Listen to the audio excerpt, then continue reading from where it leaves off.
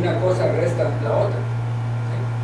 Cuando usted dice que, por ejemplo, si Dios tuvo algo que ver con ese evento de luto, es decir, ¿en qué sentido pues estamos pensando? Si Dios es una fuerza que existe dentro del universo y que regula o que es causa de todo lo que está pasando, pues sí, digamos, podría ser, bueno, Dios sí tuvo que ver con eso, porque todo está relacionado a eso. No, la pregunta es porque no sé si en algún momento había dicho, en algún momento había dicho que había un rol, entonces yo quería saber cuál era ese rol. Pero no lo digo. Lo que pasa es que hacerlo así a nivel bajito para mí, porque la verdad que no pico tan alto. ¿Qué voy a hacer? No, pero no es que sea difícil, es No, como... bueno, a ver, dale, sigamos con el ejemplo de Newton. Le cayó la manzana, se le ocurrió una idea marginalmente novedosa. Sí, no es que inventó toda la física.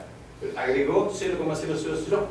Bueno, lo voy a hacer lo más fácil que pueda. Lo voy a hacer tan fácil que incluso lo que voy a decir no va a ser del todo fiel a lo que quiero decirlo, pero vas a ver lo fácil que intento hacer. Usa metáfora, Jesucristo usaba metáfora. Bueno, pero la didáctica de Jesucristo yo no llego. No. A ver, hay una distinción fundamental en toda la escolástica que en Santo Tomás, para los que somos tomistas, llega a su punto máximo de claridad, que es la distinción entre causa física y causa metafísica. Bien. Para incorporar esta distinción hay que incorporar la noción de lo finito. Bien. Entonces lo voy a introducir lo más sencillo que pueda, incluso con una sencillez que atenta contra incluso lo que Santo Tomás quiere decir. Finitud en principio significaría esto. Por ejemplo, Gabriel, ¿existía hace 300 años? Bueno, yo diría que me parece que no, salvo que me llegara yo una gran sorpresa. Bien. Por lo tanto, la existencia de Gabriel no es necesaria. O sea, yo podría no haber sido. Este poder no haber sido es la característica esencial de lo que Santo Tomás llama ente finito, finitud, se produce esa noción. Bien, este es el eje central de la demostración de una causa de lo finito. Esto es, ¿por qué es aquello que podría no haber sido? Si contestamos que es por otra cosa que podría no haber sido, la contestación sería contradictoria porque estamos buscando una causa, estamos buscando la causa de lo contingente que no puede radicar en lo contingente mismo. Entonces ahí cuando Santo Tomás vía negativa dice la causa de lo finito, para poner a lo finito en existencia, dado que lo finito es aquello que no se pone a sí mismo en el ser, entonces debe ser no finito, vía negativa. Acá es donde Santo Tomás introduce toda la teología negativa del pseudo Dionisio, del siglo IV después de Cristo. Lo no finito es aquello que luego se llama infinito y que tiene características contrarias a la finitud. Si lo finito es causado, lo no finito es no causado, y así sucesivamente. Si lo finito es temporal, lo no finito es intemporal, y así sucesivamente. Es a esa noción negativa del no finito que Santo Tomás afirma, y a esto lo llamamos Dios. No porque en este momento él esté teniendo una revelación directa de que él es Dios, sino porque llega a lo no finito vía este razonamiento. Bien. Una vez que llega a este razonamiento, vos estableces la diferencia entre lo creado como lo finito y Dios como causa no finita de lo finito, donde a Dios no se lo ve directamente, sino como aquello que no es finito. Bueno, y esta noción de causa metafísica, agrega Santo Tomás, eso es una causa que no es una causa como la del arquitecto, que deja hecho el mueble y luego se va, sino que dado que lo finito no se puede estar sosteniendo a sí mismo en su existencia, Dios tiene que estar causando permanentemente a lo finito para que lo finito se sostenga. Eso es lo que Santo Tomás llama conservación en el ser. Por lo tanto, cuando llevamos esto a los debates homológicos, la cuestión no es en la causalidad metafísica mezclarla con la física, sino distinguirla. La causalidad física siempre se remonta para atrás. Y Santo Tomás afirma expresamente que no se puede saber por razón si el universo creado tuvo un inicio en el tiempo o no. Lo que sí se sabe por razón es que toda esta causalidad física, al ser finita, está toda ella causada por Dios, en tanto sostenida en el ser, que excede a la causalidad física en cuanto a causa y efectos que se van sucediendo para atrás. Todo esto para decirte que toda idea humana, todo bicho que camina, toda cosa que sucede está siendo sostenida por Dios en el ser. Por lo tanto, y esto también es analizado por Santo Tomás en la Suma Teológica, forma parte del eje central de su pensamiento, cada vez que la inteligencia humana se mueve y la voluntad humana se mueve, Dios interviene para sostener a eso en el ser, respetando al mismo tiempo el libre albedrío y la autonomía del individuo. Dijiste que iba a ser fácil. En resumen, básicamente, o sea, Te juro que lo más fácil que pude, porque así como te lo dije... Bueno, pero ahora mi dilema es este. Préstame el marcador. Ahí está. A ver, acá tenemos al señor Newton. Sí. Acá vienen todas las causas que llevaron a este momento en el cual el señor Newton ¡ting!, se le prende la lamparita. Todas las causas.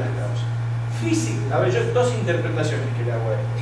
Físicamente, en algún momento yo tal vez pueda explicar este momento para atrás hasta el Big Bang. Es decir, hubo un Big Bang y se empezaron a desarrollar las células, se empezaron a desarrollar los cerebros y este señor se le ocurrió esta idea. Físicamente hasta el Big Bang. Lo que no voy a poder decir es qué pasó antes del Big Bang. Y eso dirías es Dios. Doy mi interpretación. La otra es que Dios esté acá también. Pero Estuvo en la primera. yo creo que esa no es la interpretación que está dando Gabriel. La interpretación de Gabriel es la de Santo Tomás, que deriva de la interpretación del movedor móvil de Aristóteles. Es una fuerza, le puedes llamar energía si quieres, que mantiene en constante existencia lo que existe. No es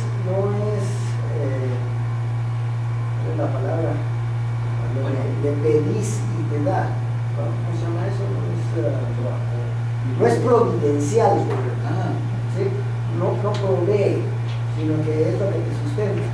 Pero esa es otra discusión. Hay un error ahí también. Yo creo que hay un punto importante que estamos olvidando, que tal vez no, tal vez es porque el interés de ustedes es eso, exactamente. Yo creo que el punto importante es, Gabriel realmente está tratando algo que es ser algo que es muy importante, no para nosotros, al resto de los creyentes, y es convencernos de que se puede ser liberal, porque la Iglesia Católica de hecho no es liberal. El último ejemplo lo tenemos en la mensaje de la conferencia episcopal del 25 de enero. Entonces ustedes lo leyeron. ¿La leyeron? Ahí dice la conferencia episcopal, dice: el Papa Benedicto XVI ha ofrecido una reflexión que consideramos pertinente en nuestro país. Es necesario crear un nuevo modelo económico.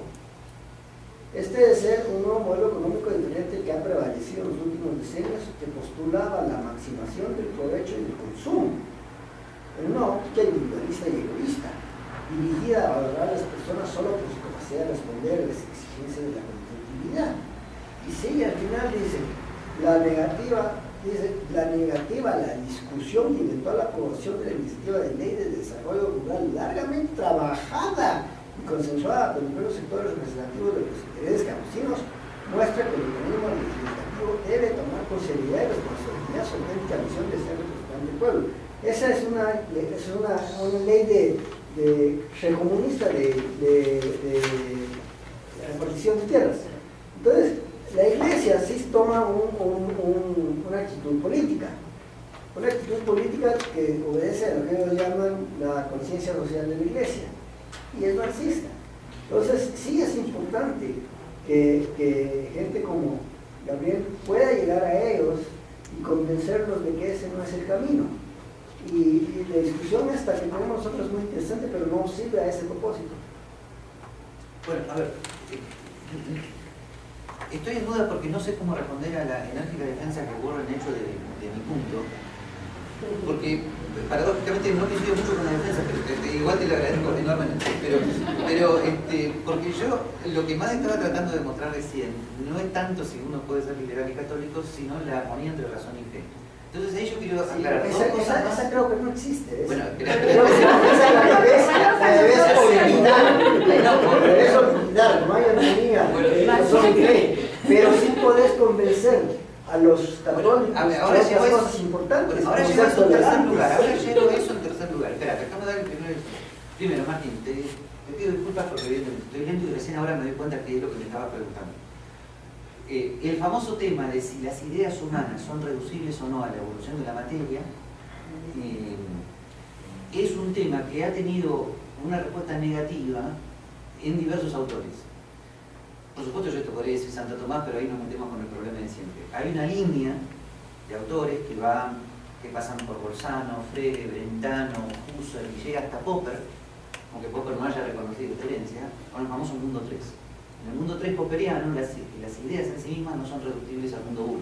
Él da el ejemplo de la teoría de la relatividad. La teoría de la relatividad no se puede identificar con el canal físico del mensaje, sino que el sentido de lo que la teoría de la relatividad dice es irreductible a la materia, y en ese sentido las ideas humanas son irreductibles a los epifenómenos neuronales.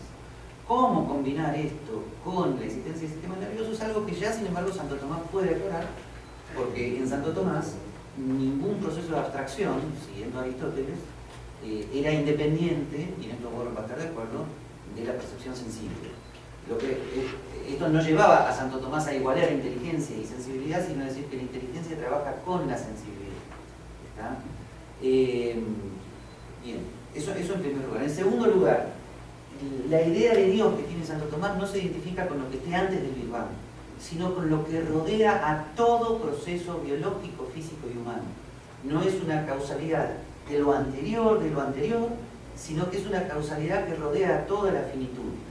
Este es el argumento que los tomistas tenemos para dialogar con los randianos. No es cuestión de decir Dios es creador de toda existencia, por lo tanto, ¿quién creó a Dios? Porque Santo Tomás nunca utiliza existencia en sentido amplio. Santo Tomás utiliza existir solo para lo creado. Por algo en la Suma Teológica no se pregunta si Dios existe, dice si Dios es, con una analogía del término ser que él a su vez estudia y determina muy analíticamente. Entonces, la única contestación sobre el tema de la existencia, o sea, para un Santo Tomás, Dios no existe.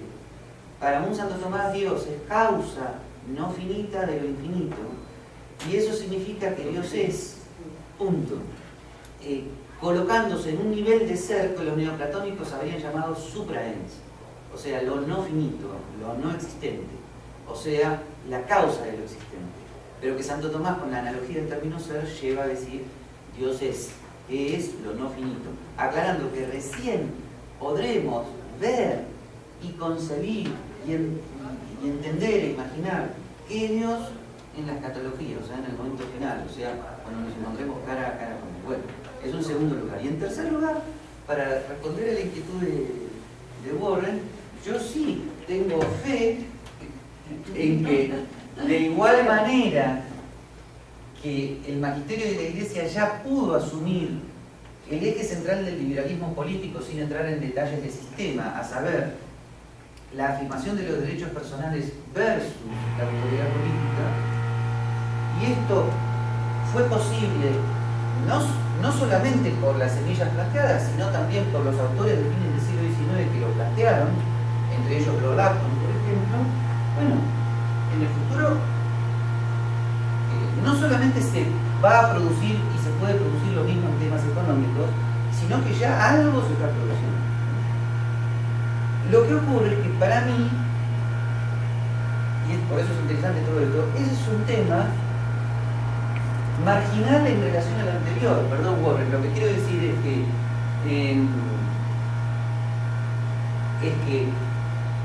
el famoso tema de la armonía y no contradicción entre la doctrina social de la Iglesia y la economía del mercado no es más que un capítulo, un punto de la armonía razón-fe. Justamente, o sea, es la armonía entre la fe revelada y todo lo natural lo que produce a su vez la armonía entre la economía y la fe. ¿Por qué? Porque eso tiene que ver con una mentalidad que está perfectamente resumida en Santo Tomás, que es que el cristianismo asume la naturaleza del orden creado por Dios sin negarlo. Dentro de esa naturaleza del orden creado por Dios está también el orden espontáneo del cual habla Hayek. Por lo tanto, así como el cristianismo ha sabido asumir el orden espontáneo de la física, de igual manera se puede asumir lo demás. Hay una frase de Santo Tomás fascinante, en mi opinión, donde él dice lo siguiente: ¿por qué se quema un leño? Él dice: si alguien afirma que el leño se quema solo porque Dios quiere y que la presencia del fuego es herética o impía, contesta erróneamente.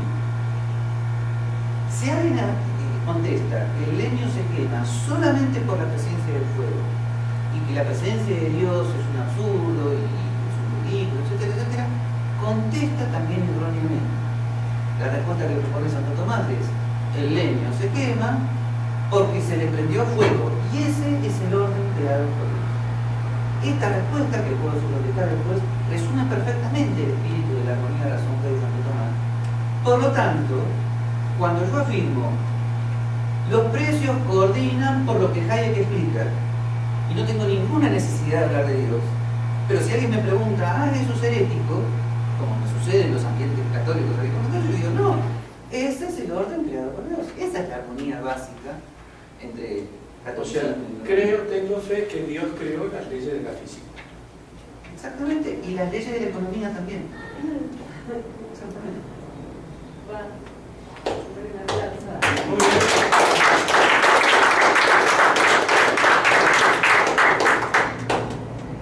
Alejandro Gómez no dijo nada. ¿Qué pasó?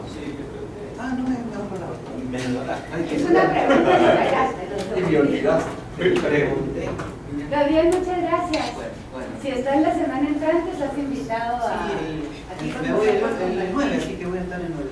Pero el mío es mucho más fácil. Pero por favor, Martín, 8 años. No. Gracias, Gabriel, de veras, nos cambiaste de tema, nos dejas más dudas que antes. Sí, la idea de esta filosofía. Sí, Se generó sí. Bueno. Muchas de gracias. forma, en ese momento espontánea, existía, hablando de la segunda ley de la realidad. Esa idea tuvo que hubiera estado existente en algún lugar Son tan fantásticas que tenemos que... Qué prolijidad. puedes seguir, digamos, en el momento que Todo impreso, por la radio, la historia. sí, porque hay que Qué prolijidad. tiene que estar en algún lugar.